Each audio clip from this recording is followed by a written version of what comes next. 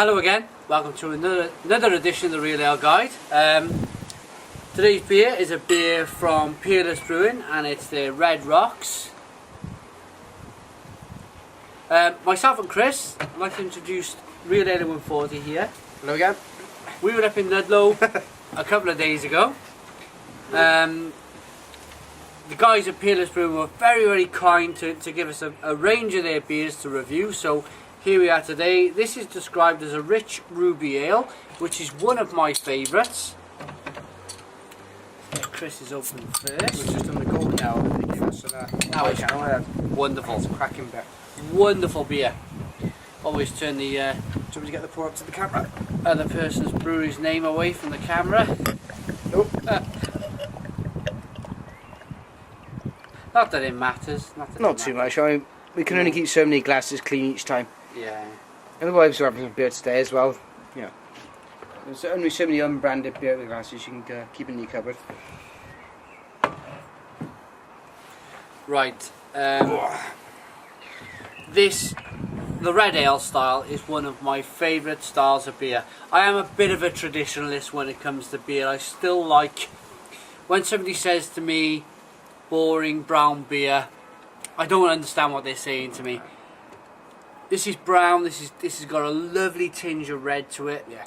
Yeah, absolutely, yeah. I do like my hops. I am a bit of a hop head, but I also appreciate a massive hit of malts as well. Yeah. For me, it's if the brewer says I'm setting out to do this, and this is what I'm going to get, and this is what I'm going to make, then you have to learn to appreciate for what it is. Yeah. Because there's a massive market out there for brown beer, and for the ruby ales are just, it's slightly up from the kind of standard porters, and it's a bit different to that, isn't it? It's, if you've not tried it, if you can get hold of Rudgate Ruby Mild, that completely knocked my socks off. And judging by this beer, this is a lovely red coloured ale. It's very clean in the glass. It's a one finger head, nice levels of carbonation rising from the side of the glass there.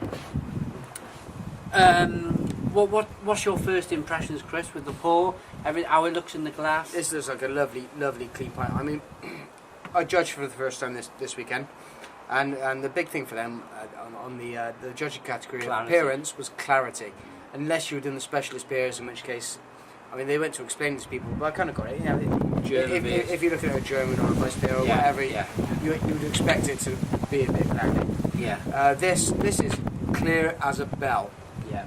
And there's quite a good bit of sun here today, but you don't need that. You could tell. Yeah.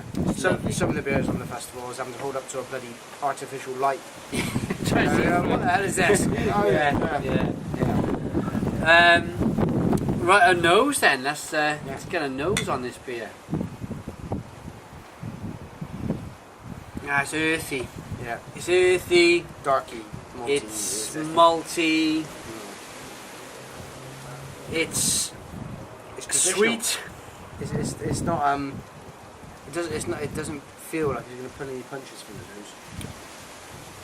No, but I'm licking my lips in anticipation of this. I reckon we should just get in. Yeah. Cheers.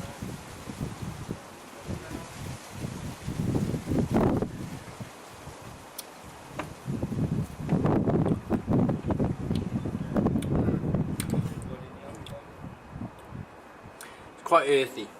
The first thing I got was an earthy character to the beer. Yeah. It's right at the end. The bitterness comes through at the end. It's a low key bitterness. It's still coming now. It's still pulling. Yeah. Yeah.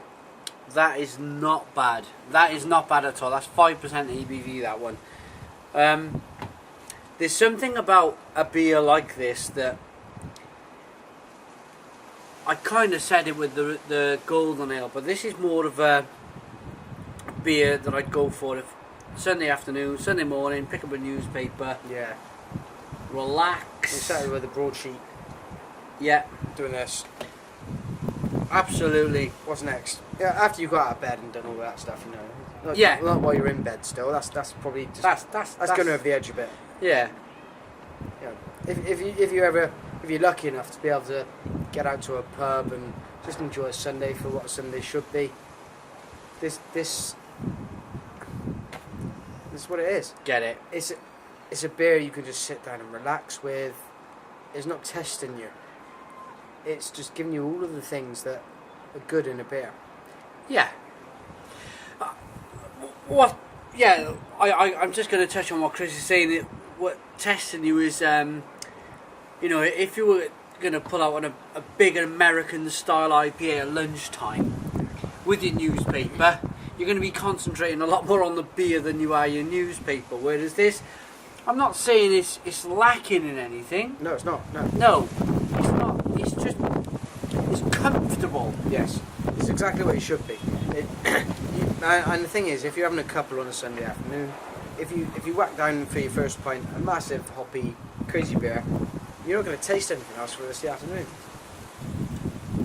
This is just going to allow you to keep pulling on that lovely, comforting, malty flavour. It's very malty. That earthiness in the first flavour I got is not as predominant in the second taste. There's a nice balance between the sweet malt, and then right at the end there's a nice hoppy bitterness that just pulls the beer away from the malty beginning. Yeah. If I was off camera, if I was in a shop, me personally, looking for a style of beer, I do like my hops, I've got to be honest, I do like my hops, but I'm a huge fan of these red ales. I am a huge fan. I'd probably pick up 4 of them without question. Without question. I'd pick up 4. I wouldn't want them all in the same day, necessarily. Nah, I'd go for one after another. I'd have 4 of them. I'd have a couple, and then I'd probably test myself a bit. I'd get to that point where I go, okay, I've had some lovely comfortable ale. Yeah. And now I'm gonna just turn up the notch a bit and try and test myself. Because by that point, I'd be into I finished the actual paper, and I'd be into the style section, the fashion bit, and like going, oh, she's alright, that kind of stuff, you know. Yeah. I think this is one for me. This is one for suits me, and that's the difference between people. Different palates. Everybody's different. Chris would like 2 of these. I would like 4.